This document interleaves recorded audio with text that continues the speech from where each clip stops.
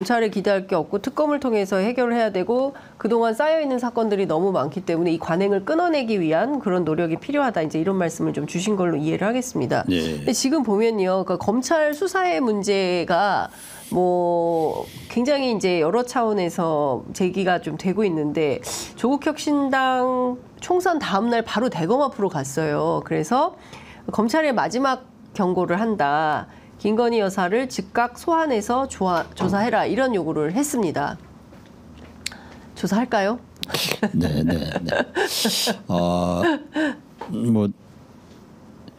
이번 총선에서 어쨌든 정권 심판, 네. 또는 뭐 더 나아가서는 검찰 독재 조기 종식, 네. 이에 대한 어느 정도의 그 민심이 확인이 된 거잖아요. 네. 검찰의 속성이 정권 초반에는 그 정권에 충성을 다하다가 후반기에 접어들면 정권을 물어뜯는 네. 그런 방법으로 해서 검찰의 어떤 그 권력을 계속 유지해 왔거든요. 네. 그러니까 그래서 대검이 이렇게 조사에 나선 것도 사실 정권 말기적 상황이라고 보고 권력에 칼을 들이대려고 하는 거 아니냐라는 기자들의 분석은 있었는데 그것은 아닌 것 같다. 저는 그거는 검찰 내부의 그런 문제는 절대로 그걸 드러내려고 안 할 거고요. 그런데 네. 김건희 소환 조사는 좀 다를 겁니다. 이화영 사건과 김건희 사건 좀 다르게. 그것은 이제 검찰은 그 여당도 야당도 네. 뭐 진보도 보수도 아니고 오로지 검찰 편이라는 얘기거든요. 네. 검찰의 조직 이익을 최우선으로 생각합니다. 그래서 사람에 충성하지 않는 거군요. 예, 그래서 그 내부의 어떤 수사 관행을 드러내는 것은 그건 안 하려고 할 절대 안 할 거다. 예, 그런데 김건희 여사를 소환 조사하는 것은 이것이 우리 검찰 조직의 이익에 부합한다 생각하면 하려고 할 겁니다. 검찰 조직 이익에 부합한다 그렇죠. 하면 김건희 여사를 소환한다. 즉 그 윤석열 대통령을 버리는 거죠. 윤석열 대통령을 버리고 그리고 이제 검찰한테 국민들이 환호와 박수갈채를 보내게 만드는 거죠. 그림을.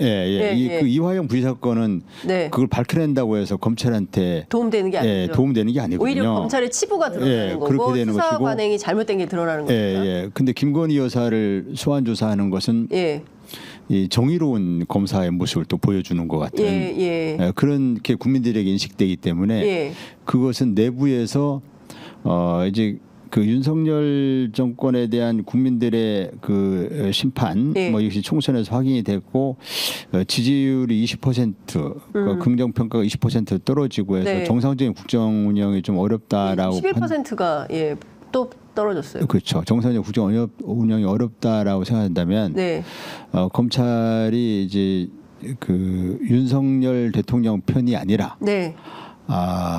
이제 국민들에게 그 지지를 받는 이제 여론에 부응하는 방향으로 이렇게 바뀌는 가능성도 있다.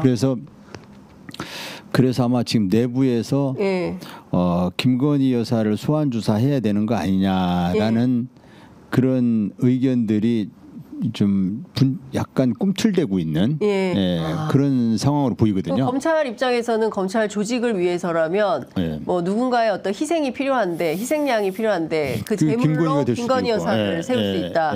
그럴 수도 있고. 그럼 소환이 임박했다 이렇게 볼 수 있을까요? 아니 그렇게 되지 않을 거고 결국 이제 중앙지검장이 판단할 문제인데 그래서 그런 것을 통제하기 위해서 그러니까 장악하기 위해서 이복현 금감원장이 법률수석으로 가는군요. 그렇죠.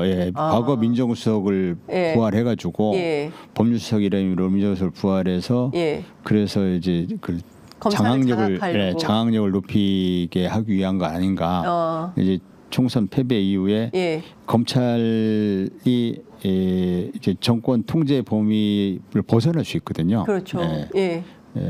그리고 과거에도 이제 그 후반기에 접어들면은 뭐 김영삼 대통령, 김대중 대통령 등 그 아들 등이 계속 구속되고, 뭐 이명박 대통령도 형님이 구속되고 이런 일들이 있었는데 이제 검찰이 이제 그 윤석열 대통령 의 민심이 떠났구나라는 것을 확인하면 네. 김건희 여사 또는 한동훈 예. 전 비대위원장 위원장. 등을 상대로 한 수사에 나설 가능성이 있다.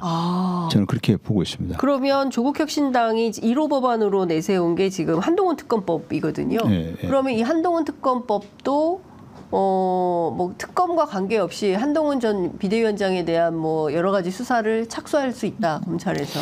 그렇죠. 그러면은 김건희 여사나 한동훈 위원장을 어떤 이제 국면 전환에, 검찰의 조직이기주의를 위한 국면 전환의 희생양으로 제물로 바칠 수 있다, 이렇게 보시는 건가요? 그렇죠. 그게 지금 민주당도 이번 총선 과정에서 수사기소 분리의 검찰 개혁을 공약으로 제시했고, 네. 조국혁신당은 정책과제 1호로서 수사기소 분리. 이건 예. 수사기소 분리는 간단하게 예. 검찰 직접 수사권을 전면 폐지하는 걸 말하는 거거든요. 예. 검찰이 가장 그 끔찍하게 생각하는 제일 것이 싫어하는 거죠. 예, 수사권을 전면 폐지하는 거거든요. 사실은 수사권을 폐지하고 공소기관으로 남는 것이 이 사실은 뭐 글로벌 스탠다드입니다. 네. 보편적인 예. 선진국 검찰의 모습인데 예. 우리나라 검찰은 수사권이 없으면은 뭐 예. 죽는 줄 알아요. 예. 그리고 수사권을 갖고 있기 때문에 검사들이 지금과 같은 권력을 누리고 또 엄청난 부를 축적을 하고, 그러니까 전관예우 받으면서 네. 그게 다 검찰 수사권 때문에. 사실 정관예우도 좀 없애야 되는 거 아닙니까? 근데 검찰 수사권 인하는 뭐 없을 수가 없는 거죠. 예컨대 검찰이 이재용 삼성 회장을 수사를 해가지고 막 그 뭐 엄청난 범죄를 저지른 것처럼 수사했다가 네. 그러면 거기에 그 검찰 전관 출신들이 대거 붙어가지고 예. 수백억의 변호사 비용이 지출될 겁니다. 그러다가 나중에 보면 그 무죄로 없어져 버려요. 뭐 그 유사한 케이스가 많은데 네. 특히 재벌 수사를 할 경우에 네. 수백억의 변호사 비용이 전관 그 검찰 출신 전관 변호사들에게 뿌려진다. 이것을 수사를 하고 있는 검사들은 본인이 그 자신의 선배인 변호사가 자신이 하고 있는 수사 때문에 돈방석에 앉는 모습을 보고 있거든요. 네. 곧 미래의 나의 모습이거든요. 돈방석에 앉는 게. 네. 내가 지금 이렇게 수사를 하다가 네. 이제 끝나면 나가면 난 돈방석에 또 앉게 된다. 그렇게 자신의 미래의 모습을 그려가면서 정의로운 검사인 척 수사를 하는 거거든요. 그래서 그 수사권은 검사의 비정상적인 권력, 초과 권력, 또는 어떤 특권 계급 이것을 유지시켜주는 힘의 근원이 수사권이기 때문에 그 이 수사권이 없어져야 검찰이 정상적으로 작동되고 전관예우도 없어질 수 있고 이렇게 되거든요.